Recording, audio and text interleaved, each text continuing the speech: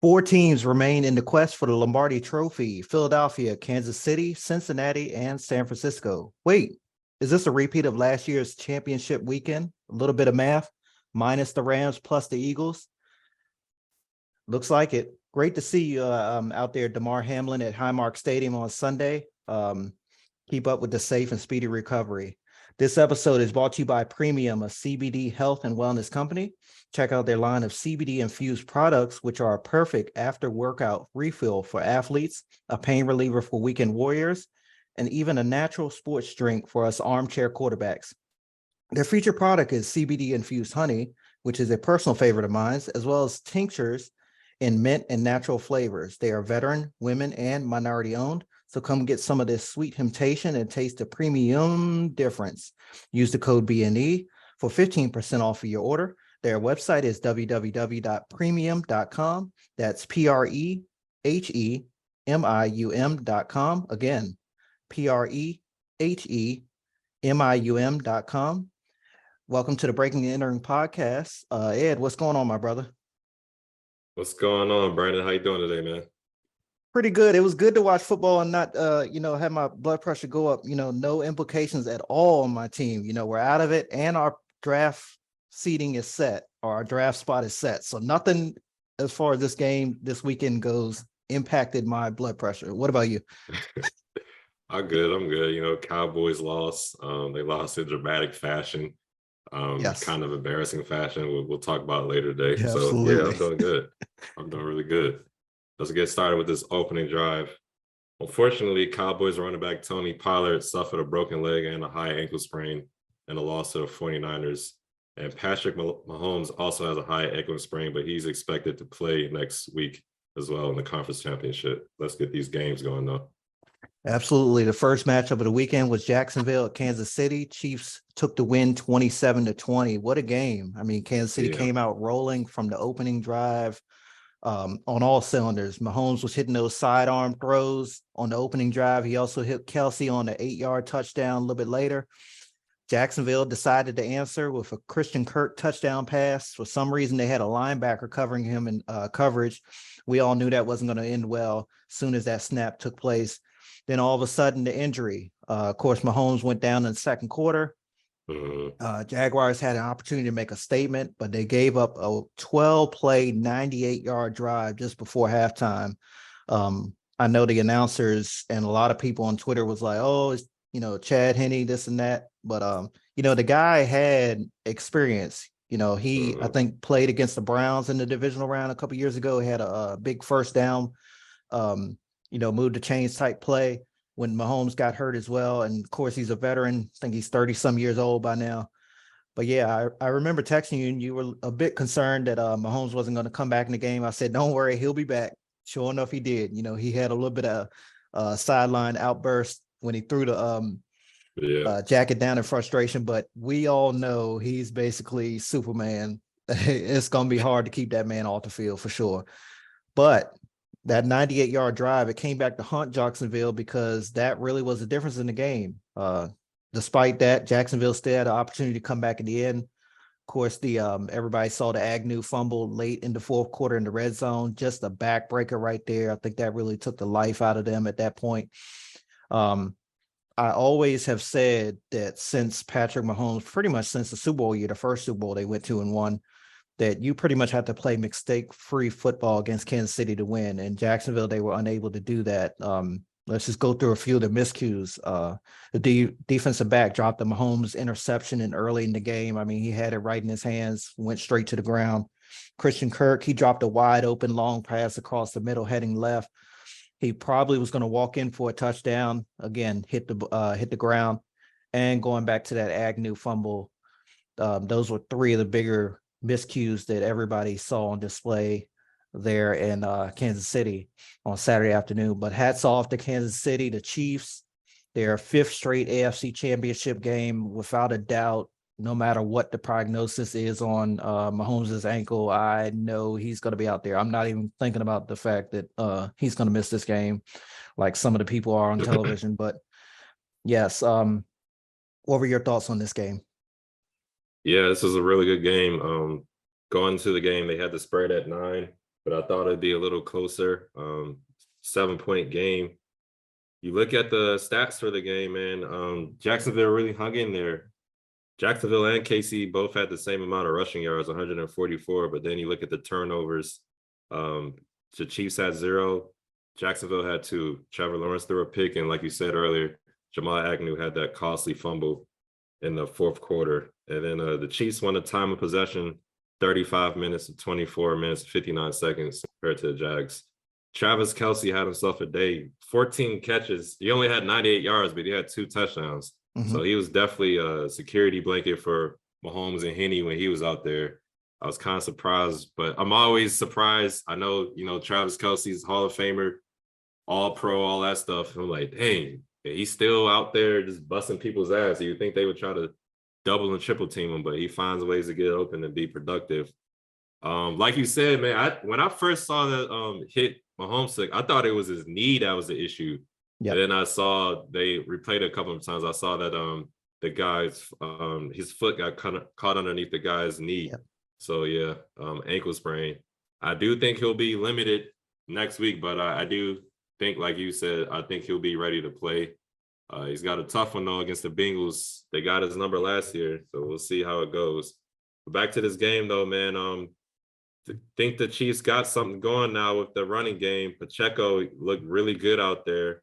He had 12 rushes for 95 yards and had broke out a 39-yard run as well. And then, they got Jerick McKinnon, who's the third down back, and usually he's good out the backfield. He didn't do too much. Actually, he didn't do anything in the receiving. He didn't have any receptions. But overall, just a good win for the Chiefs. The Jags, they definitely have a future, though. They'll probably be, if not first place, battling for first place in the foreseeable future in the AFC South. So they'll definitely come into next year with high expectations coming off this good season. So I'm looking forward to see how they'll do. But the Chiefs, they got the Bengals next week. Really looking forward to that game as well. Really looking forward to it. Remember this, they're going to have, unless he get in trouble again, they're going to have Calvin Ridley as well. Yeah. Remember they traded for him. So they're hoping he'll be back reinstated in February. So they should have him in the off-season program and all that. Yeah. And that'll be a really big addition to their wide receiver course. Christian Kirk definitely made a name for himself. Zay Jones, you add Calvin Ridley to that bunch. Yeah, it should be good on paper at least, but we'll see. We'll see. So we move over to the NFC East in a slobber knocker. Eagles beat the Giants 38-7. I don't really got too much on this game. Just wanted to go over it a little bit. I thought this game would be a lot more closer than what it was. I thought the Giants found something, but that Eagles team, man, they made the Giants look like a 9-7 team. Daniel Jones sacked 5 times. He threw a pick. Saquon Barkley, he's pretty much didn't too much. I mean, he had 9 rushes for 61 yards. That's good, but the game was pretty much out of hand, so they couldn't really use him in the running game as much as they wanted to. Daniel Jones, he only had 6 rushes with 24 yards. I thought he would be more effective on the ground, but the way things worked out, the Eagles just whooped their ass. Kenneth Gainwell had a really good game. 12 rushes for 112 yards and a touchdown, and Miles Sanders also rushed for 17 carries and 90 yards. Jalen Hurts didn't do too much, but you could tell I don't think his shoulder is a problem because he was running the ball. He actually broke a couple of tackles, if I'm not mistaken, bounced off guys. So I don't think that shoulder is going to be an issue going forward. Just really good win for the Eagles. They definitely put their name out there as a favorite getting out of NFC East. What did you think of this game, man? First things first, hats off to the Giants this year. One hell of a turnaround when nobody thought that they were going to do anything this year, including myself, being a low-key Giants fan. Turning my attention to the game, if this was the regular season, they would have taken this game off of the air for sure. I mean, I wasn't even paying much attention to this after the Eagles went up 14-0. Philly was doing Philly things. I'll get back to that Philly thing phrase right there in a minute. Led by that vaunted rushing attack, 268 rushing yards and 3 touchdowns. What they typically do, and they have done for the last 2 years, is over 200 yards per game on the ground. Plus, they sprinkled in a little bit of Devontae Smith and Dallas Goedert. speaking of running the ball, Boston Scott, excuse me. He seems to be the giant slayer. I learned in this game that in 8 games against the Giants, he has 11 career touchdowns. In fact, 11 of his career 19 touchdowns are against the Giants. Yeah, that's the highest percentage of touchdowns against one team for a single player in NFL history. The theme for the playoffs in Philly this year is it's a Philly thing, and it's kind of fitting because they did Philly things in this one. Again, back to that running game, that vaunted defense as well. Got after Daniel Jones. Just seemed like every time we turned around, I think you said you was watching UFC or fighting or something, boxing UFC. Or something. Yeah, and said every time you looked over, the Giants were on defense. That's right. Yeah. Every time I looked up, I was like, God damn, Giants on defense again. And I was like, every time I looked, they was on third down. So we pretty much, either way it spells trouble, you know what I'm saying? Just a pure beatdown. But yeah, as the Eagles planned, the way they played all year, the road to the Super Bowl will go through the city of brotherly love. It will continue at the link next weekend. So, yeah, again, hats off to the Giants, but even more props to the Eagles for coming back, especially after week 18, when that was such a close game, when the Giants set most of their starters. Again, we both thought this game was going to be closer than what it was, but, divisional matchup, it could go any type of way. So it definitely went a different way than what we thought. Definitely. All right, let's get back over to the AFC side. A rematch. The Bengals beat the Bills 27-10. Like you said earlier, Damar Hamlin was at this game. I know the Bills wish he was actually in the game because that defense, both sides of the ball, honestly, they had a long day out there. What was really surprising to me, I talked about it last show, was the offensive line. I thought they would have issues with their stars being out. I forgot to mention that Lyle Collins, he blew his knee out like earlier in the season, week 16. So they were out without like 3 starters, and they didn't seem to miss a beat. They were dominating the ball. They were able to run the ball. Joe Mixon had himself a good game. And then on the defense side of the ball, it seemed like Josh Allen had a lot of pressure on him out there. I'm not sure if he got sacked a lot. He only got sacked once, but he was being pressured a lot, running outside the pocket. And it was just, they didn't have nothing on both sides of the ball. They couldn't stop Joe Burrow, Jamar Chase and crew, and Josh Allen couldn't get the offense going at all. I know Stephon Diggs was frustrated. I think there was some news about him after the game about leaving early and stuff like that. And I was seeing a bunch of this on social media, how they were showing Stephon Diggs, like watching the team celebrate after they beat them. I think this is like the 3rd year. So I remember last year he was out there watching the Chiefs celebrate. Then the year before, I think it was the same thing. So real tough. Game was pretty much over in the first quarter. What they put up 14 points on in the first quarter. Yep. And sometimes you can see a score, but like it's 14-0 and you're like, okay, this team still's got a chance. But the way things were looking, those scores were easy. They marched right down the field and scored touchdowns, and they got the Bills off the field just as fast. So I was like, this is not looking good. I thought it was going to be a lot uglier than it was, to be honest with you, but it was only 27-10. Bengals, I like the way they're looking right now, man. They beat the Chiefs last time. They're going to go into Kansas City next week. Bad ankle for Mahomes, so we'll see what happens. What did you think of this game, though, man? Not the way I thought this game was going to go, for sure. Complete ass whooping for the home team, the Bills. Cincinnati, again, dominated on both sides, the lines of scrimmages. Buffalo's defense repeatedly had their backs against the wall, and then Buffalo's offense consistently found themselves in third down. Cincy imposed their will in the entire game. Joe Mixon did his thing out there. He cracked 100 yards and a touchdown. And there was some hitting out there. The Cincinnati safety, I believe, Mike Holton, he came on the defensive back blitz. And then at the same time, the Buffalo lineman, I think it was 73 to left tackle Dinkins. They met at same time at Josh Allen. Allen got jacked up on that play. Like, they should bring back the Monday Night Countdown old segment jacked up for that one for sure. Because I mean, that was one of the bigger hits of the year for sure. Excuse me. But again, like you said, yet another tough loss for the Bills in the playoffs on a year that many people had them as Super Bowl favorites. Say it isn't so. A repeat of the AFC Championship next week, and where else? Kansas City. We all know Burrow is undefeated against Patrick Mahomes, 3-0. So the question is, obviously, will Mahomes get his first win against Burrow, or will Cincy be back in the Super Bowl? We will definitely be looking forward to that next weekend. Yeah, and the Bills definitely miss Von Miller, DeMar Hamlin. There was a play where I think 2 Bills defenders got hurt. Yeah, both late safeties, I game. believe. Tre'Davious White and corner and a Hyde. safety. Yep. Yeah.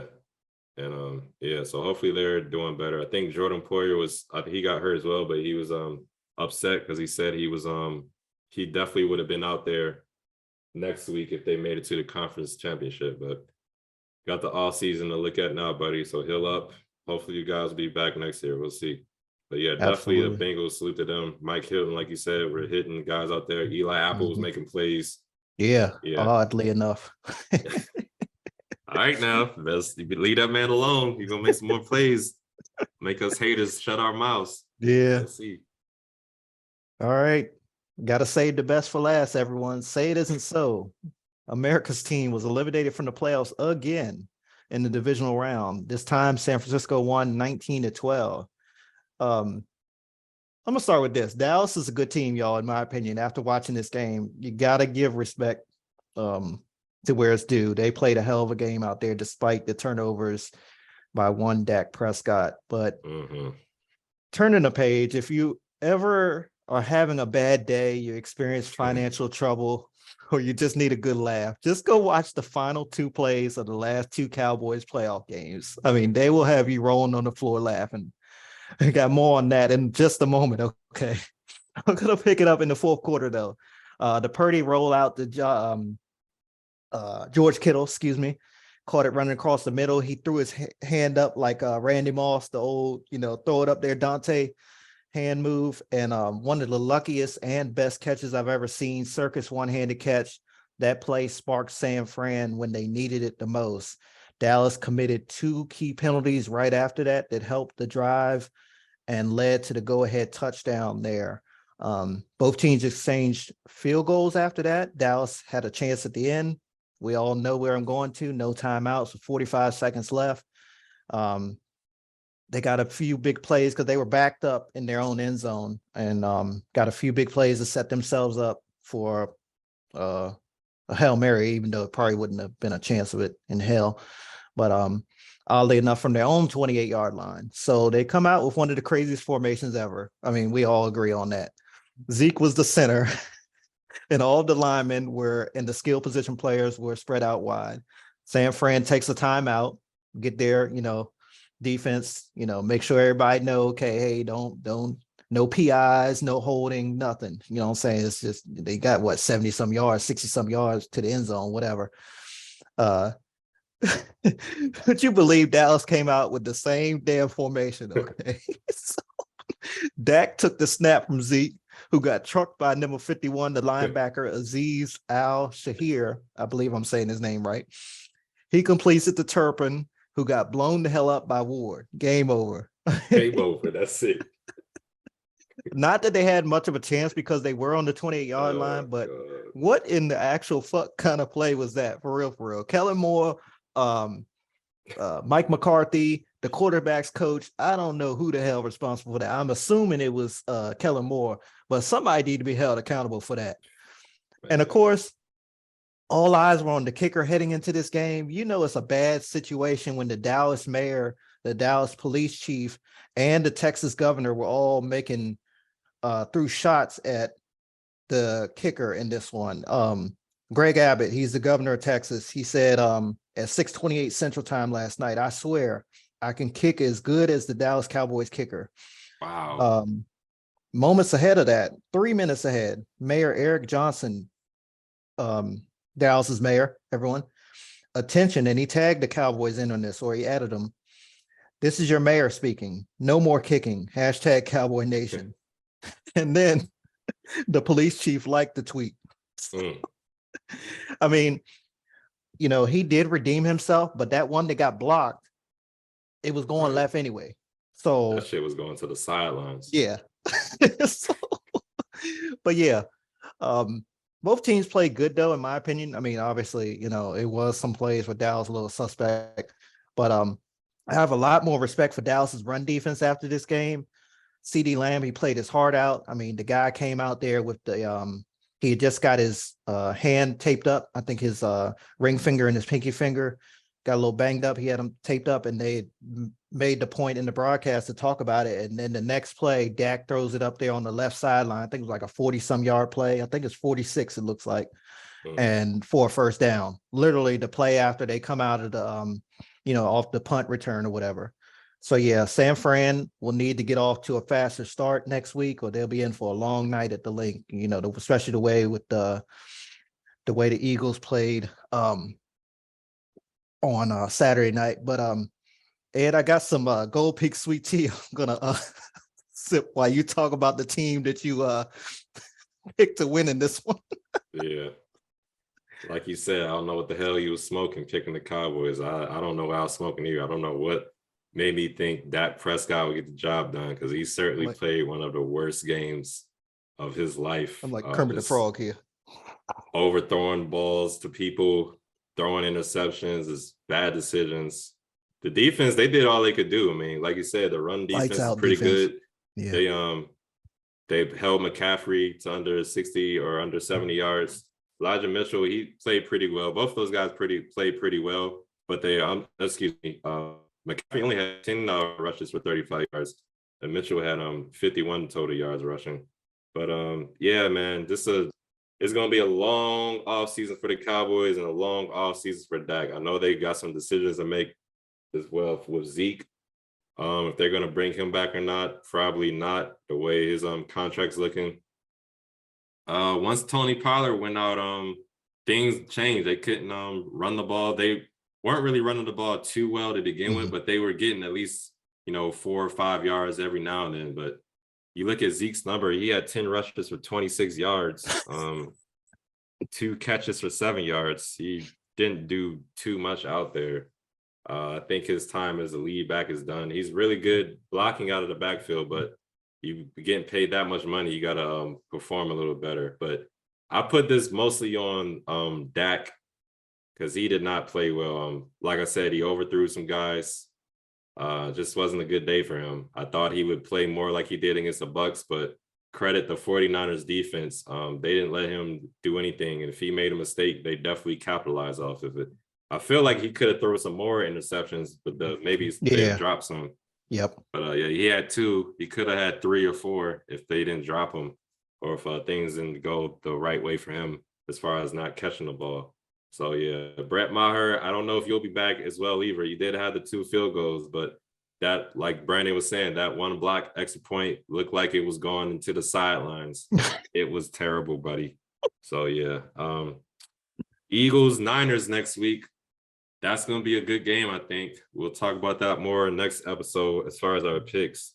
But this game, yeah, man, Brock Purdy, he did what they needed him to do, just manage the game. He didn't go out there and put up major numbers. They only threw for 214 yards, but it'd be a 3rd and 5 or something, and they needed him to make a throw. They converted. He make a throw, or he scrambled, get some yards. So Brock Purdy, you outplayed Dak Prescott. You're a 3rd string quarterback, the last pick in the draft, and you outplayed a guy who's been in the league for a number of years. So I think going forward, Brock Purdy, he's looking more and more like the real deal, honestly. He's not making too many mistakes out there. He went up against a defense that was ready. DeMarcus Lawrence played really good. Micah Parsons played all right. He was pressuring the quarterback. He didn't get any sacks on him, Micah Parsons, I believe, but I think he played well, but just wasn't enough. The offensive side of the ball didn't help him out. Like you said, CD Lamb had a great game. He definitely showed why he was an all-pro out there, but just wasn't enough. They got some decisions to make. I don't think they'll get rid of Dak. I don't know, just because he got a max contract a few years ago. So they're most likely stuck with that unless somebody wants it, but I don't know who would really want that. So we'll see what happens with them. But yeah, good win for the Niners. This is a tough loss for the Cowboys. This is a game that they lost more than the Niners won, in my opinion. That makes sense. But yeah. Yeah, a couple things on this game before we transition. The Brock Purdy, he's going to have the biggest test of his season so far with the Eagles. I mean, 70 sacks this Eagles defense had in the regular season. 4 players had double-digit sacks. So hopefully that defense gets after him in practice this week. You know, a lot of times they don't want to hit the quarterback, but at least throw every type of formation that they can at him. Have this guy well prepared, because not only are you playing a defense that led the league in sacks, I think they led it by at least 15, might have been more than that, the next closest team, but you're on the road in a hostile environment, then that crowd's not going to give up. Okay. And 2, I don't think you talk much about that final play. I mean, just as we thought things couldn't get worse for the Cowboys ending the game when you had the 14-second run up against San Fran last year without, him, Dak wanting to place the ball himself and the time ran out. Then you have this play. What was going through your mind if you saw this live? I'm sure you did. When they came out of that formation, then San Fran takes a timeout, and then they come back with the same exact formation. What's going through your mind? Before the timeout, the Niners are like figuring out like what are they doing with Zeke at center, and they were kind of creeping up to the line of scrimmage. Then they called a timeout. I was like, okay, that was strange. And they come back and they run in the same play, and it clearly looks like San Fran's more ready for it, because they have brought some more people back to the line of scrimmage. And I'm like, all right, so what exactly are they going to try to do here? Then the play happened, and that's what it was. I just that's my reaction. What I just did, I just started laughing. I just started laughing. But Dak and go ahead. I'm sorry. No, go ahead. I was gonna say Dak and them Cowboys, the staff and the players, they're really lucky that they've gotten a big emphasis on not hitting the quarterback, because that rusher on that left side facing Dak, he could have smacked the hell out of Dak on that play. But a lot of players aren't trying to hit the quarterback because they know it's automatic 15 yards. I mean, it would have set him up at the 40, 42, 43 yard line, somewhere like that. And then give him another shot. But even before that play, really lucky. They got lucky. That spent off the guy or bounced off of him. Armstead hit him in the end zone. He could have had a safety if he wanted to, but it looked like he didn't want to hit him. Armstead, he gave up. Yeah. And he bounced off of that and threw the ball out there. I was like, damn, I thought it was about to end right there. Like, they about to get a safety and lose it. But yeah, well, I'm gonna talk about it a little later in our bonehead segment. Okay. Speaking of bonehead segment, now to some player awards, guys that really stood out and helped their teams over the weekend, plus bonehead call play of the week. Those are the ones that had us scratching our head. We'll get to it all right now. Offensive ace of the week. I'm going to go with CeeDee Lamb. I know it was in a losing effort, but he had 10 receptions for 117 yards. He didn't get in the end zone, but he was making big catches, keeping the drives going. Again, that 46-yarder right after he had his fingers taped up on that drive. They was backed up in their own in their own basically end zone or whatever. Yeah, this guy is clutch. I earned a lot of respect, or he earned, a lot of my respect after this game. What about you? My offensive player of the week is Travis Kelce. 14 catches, 98 yards, and 2 touchdowns. Really efficient and made great plays out there. So I got Travis Kelce. Got you. Heading into championship weekend, everyone. Defense wins championships, they always say. My defender of the week is Hassan Reddick with the Eagles. 5 tackles, a sack and a half. But both of those sacks were on back-to-back plays. He was, again, one of many sacks there for the Eagles on Saturday night on Daniel Jones. Stellar night by the entire defense. What about yourself? I'm sticking with the same team. I'm giving it to Josh Sweat. He also had 1.5 sacks, and he also had a forced fumble as well. So I got Josh Sweat as my defensive player of the week. Got you. Over the last week, we definitely learned that special teams is really important, especially in the kicking position. I'm going to go with, yeah, for sure. I'm going to go Robbie Gould, 4 for 4 field goals.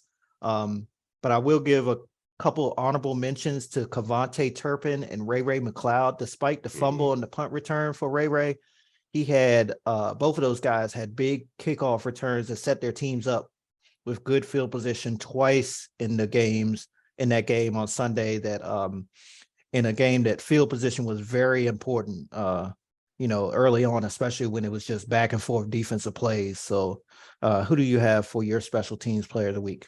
Yeah, I'm sticking with the same player, Robbie Gould. Not only did he have the 4 field goals, but he also prevented I think was a short touchdown for Kavontae Turpin. He kind of threw his body in the way, forced Kavontae to make a move where he got hit. So I thought he was going to score on that play. There was actually a couple of plays where Kavontae broke loose, but either Robbie or somebody else on the defensive or the special team side were able to stop him.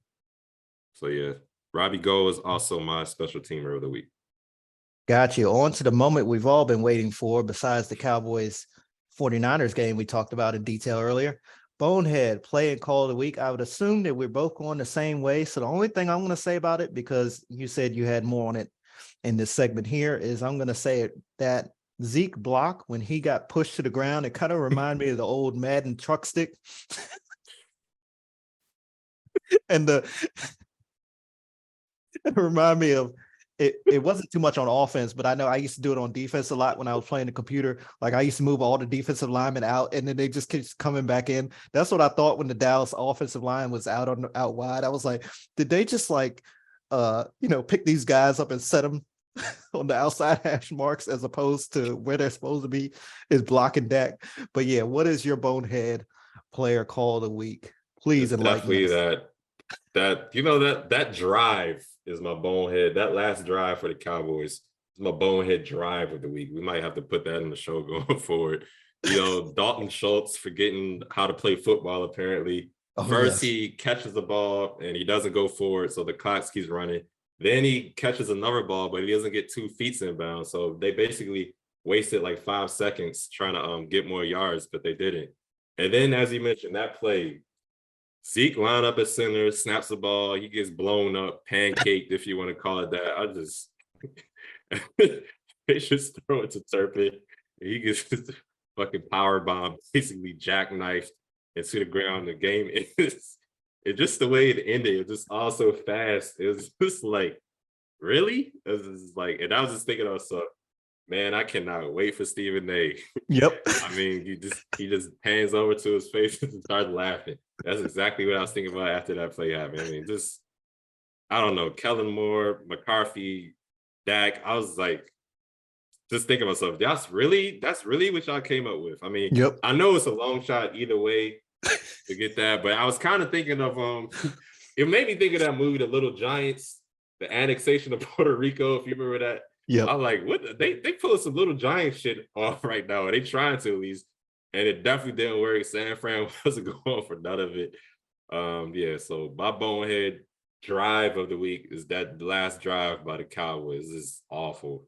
And then that same drive, they almost had the safety. Armstead, yes. I guess he let up a little bit. I think he should have just power bombed his ass into the game that way. Because man, this is all bad for the Cowboys, all bad. But like Stephen A. says, what can go wrong will go wrong. They were an accident waiting to happen. And that was definitely a goddamn accident waiting to happen at that point.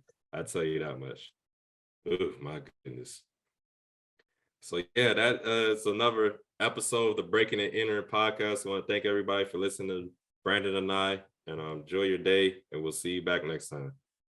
Peace and love, everyone. This has been another episode of the B&E Podcast. Be sure to follow us on Twitter at PodcastBNE.